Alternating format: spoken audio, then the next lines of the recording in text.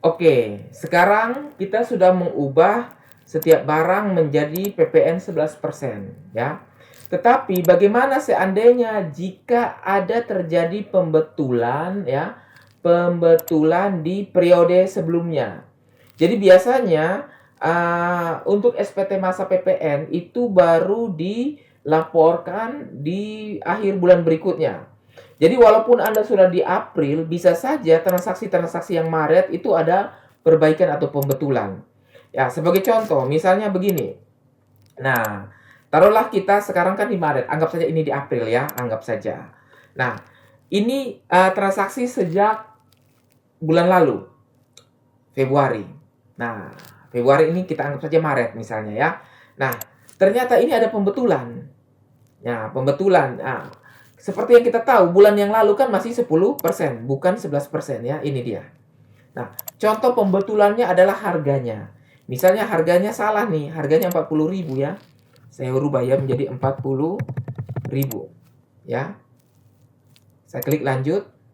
Nah, maka di sini masih 10% ya. Oke. Kalau saya simpan. Nah, misalnya saya simpan. Oh, oke. Ini saya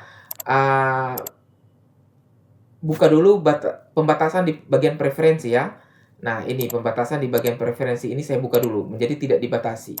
Seperti yang pertama. Nah, oke, biar dulu dia tersimpan. Saya edit lagi.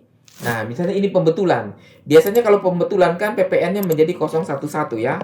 Nah, oke. Kita simpan. Tadi dari 20.000 menjadi dari 200.000 menjadi 400.000 ya. Nah, ini posisinya masih 10%. Oke, saya klik lanjut. Nah, begitu saya klik lanjut. Nah, kita klik lanjutkan saja, tidak apa-apa. Nah, biarkan dulu dia tersimpan. Nah, saya buka lagi Indah Elektrik ini ya. Nah, Indah Elektrik. Nah, Anda perhatikan di sini dia masih tetap stabil ya. Nah, walaupun sudah ada pembetulan. Nah, ini dia. Nah, masalahnya kalau pembetulannya misalnya ada penambahan barang baru, contoh ya. Contoh. Ternyata di faktur ini perbaikan atau pembetulannya harus ada penambahan barang baru. Misalnya kecap asin. Nah, kecap asin sebanyak misalnya 10.000. Ada 10 piece. Nah, Anda perhatikan di sini PPN-nya juga masih tetap 10% ya. Nah, 10%. Jadi 500.000 tambah 50.000. Nah, jadi PPN yang tetap berlaku adalah yang 10%. Nah, ini dia. Oke, jadi misalnya saya simpan. Nah, saya simpan. Begitu kita simpan, kita klik lanjutkan ya. Nah, kita klik lanjutkan lagi. Nah, sekarang saya buka. Ya, tetap dia 10%. Jadi tidak ada ini apa namanya perubahan menjadi 11%. Nah, seperti itu ya. Jadi tetap 10%. Ini pada saat transaksi yang lalu. Nah, begitu. Misalnya saya ingin mendapatkan lagi barang yang baru. Nah, contoh ABC tomat. Nah, tetap 10%. Nah, ini kita harus centang.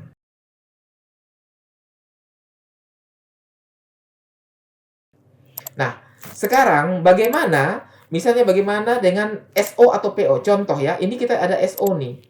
SO pesanan dari bulan Februari yang belum dilakukan setting 11% PPN. Nah, dan baru kita proses di bulan April yang sudah berlaku 11%. Contoh, di Indah Elektrik ini kita ada PO ya. Saya ambil yang satu barang saja ya. Satu contoh barang saja, jangan yang 4 ya. Contoh yang ini, bangunan perkasa deh. Nah, ini 5.000 PPN-nya ya, DPP-nya 50.000. Nah, ini dia.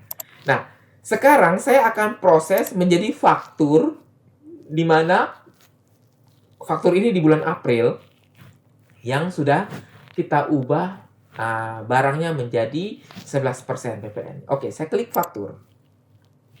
Nah, begitu saya klik faktur, anggap saja ini faktur di bulan April ya. Nah, maka Anda perhatikan di sini PPN-nya itu sebenarnya sudah menjadi 11%. Walaupun di sini 10%, tapi Anda perhatikan Nah, PPN-nya di sini dia menjadi 5.500. Jadi bukan 5.000. Nah, ini sebenarnya 11% walaupun tertera di sini. Karena ini adalah new transaksi. Nah, seperti itu ya. Oke. Jadi kalau saya mau mengacu kepada pesanan penjualan seharusnya di sini kan 55.000 ya total. Di mana 50.000 tambah 5.000. Tapi karena kita baru proses di bulan April di mana kita sudah mengubah setting barangnya menjadi 11%, maka PPN-nya bukan menjadi 5.000 lagi tapi sudah 5.500. Sehingga tambah 50.000 menjadi 55.500. Jadi berbeda ya dengan SO-nya. Nah, seperti itu. Oke? Nah, jadi kita akan dipaksa. Jadi sudah tidak mengikuti lagi PPN 10% di SO tetapi sudah berlaku PPN 11%. Nah, seperti itu. Begitu juga, ini saya batalkan saja dulu, saya tidak simpan.